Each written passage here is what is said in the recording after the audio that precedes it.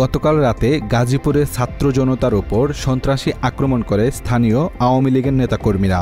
এই ঘটনাকে কেন্দ্র করে স্বরাষ্ট্র মন্ত্রণালয়ে আইনশৃঙ্খলা বাহিনীর সমন্বিত একটি সভা অনুষ্ঠিত হয়। সভায় আইনশৃঙ্খলা পরিস্থিতি স্বাভাবিক রাখার লক্ষ্যে ও সন্ত্রাসীদের আইনের আওতায় আনতে যৌথ বাহিনীর সমন্বয়ে অপারেশন ডেভিল হান্ট পরিচালনার সিদ্ধান্ত নেওয়া হয়েছে।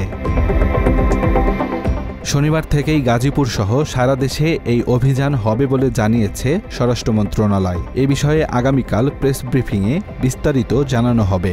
গাজীপুরের ছাত্র জনতার বিক্ষোভের সময় অপারেশন ডেভিল হান্টের ঘোষণার কথা জানান স্থানীয় পুলিশ কমিশনারও। স্বরাষ্ট্র মন্ত্রণালয় সিদ্ধান্ত নিয়েছে সারা দেশব্যাপী এই আওয়ামী ফ্যাসিবাদকে দমন করার জন্য অপারেশন ডেভিল হান্ট নামে একটি অপারেশন চালু হবে, যার মাধ্যমে আওয়ামী ফ্যাসিবাদদেরকে এই দেশকে থেকে উৎখাত করা হবে। গত রাতের হামলার প্রতিবাদে শনিবার দুপুরে গাজীপুর জেলার রাজবাড়ী মাঠে বিক্ষোভ সমাবেশ করে বৈষম্য বিরোধী ছাত্র আন্দোলন। এই সমাবেশে যোগ দিয়ে হামলায় জড়িত আওয়ামী লীগের সন্ত্রাসীদের গ্রেফতার করে কারাগারে না পাঠালে রাজপথে অবস্থানের ঘোষণা দেন বৈষম্য বিরোধী আন্দোলনের অন্যতম সমন্বয়ক ও জাতীয় নাগরিক কমিটির মুখ্য সংগঠক সার্জিস আলম।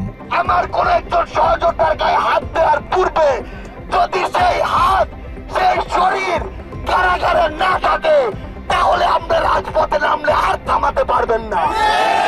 বিক্ষোভে অংশ নিয়ে হামলায় জড়িত আওয়ামী লীগের সকল সন্ত্রাসীকে দ্রুততম সময়ের মধ্যে গ্রেফতারের আহ্বান জানান বৈষম্য বিরোধী ছাত্র আন্দোলনের আহ্বায়ক হাসনাত আব্দুল্লাহ।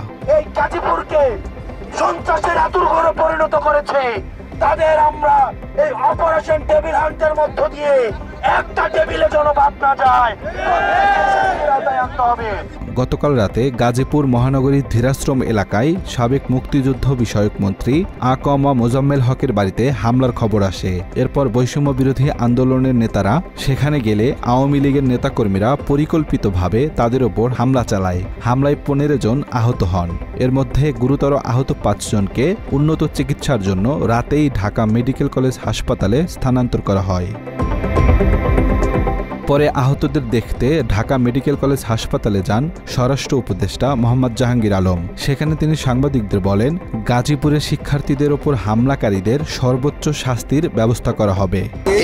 এটার ক্ষেত্রে আমরা আইনানুগ ব্যবস্থা তো নিচ্ছি এবং এটার সাথে যারা জড়িত তাদের সর্বোচ্চ বিচারের আওতায় আনা হবে। এটা তো প্রাণ আচার, আমাকে একটু দিস। ঠিক যেন ঘরের আচার, প্রাণ আচার। দেশকে সন্ত্রাসমুক্ত করতে দ্রুত সময়ে আওয়ামী লীগের সন্ত্রাসীদের গ্রেফতারের দাবি সাধারণ মানুষেরও। অবিলম্বে ধরে এদেরকে আইনের আওতায় আনতে হবে। আমরা সব খুনিদের ফাঁসির দাবি করি। আওয়ামী লীগের যোগ্য বিচার করে, আওয়ামী লীগের প্রত্যেকটা ব্যক্তিকে স্বৈরাচারের বিচার করে, এটা আমার দাবি। আব্দুল্লাহ শেখ, বাংলা এডিশন।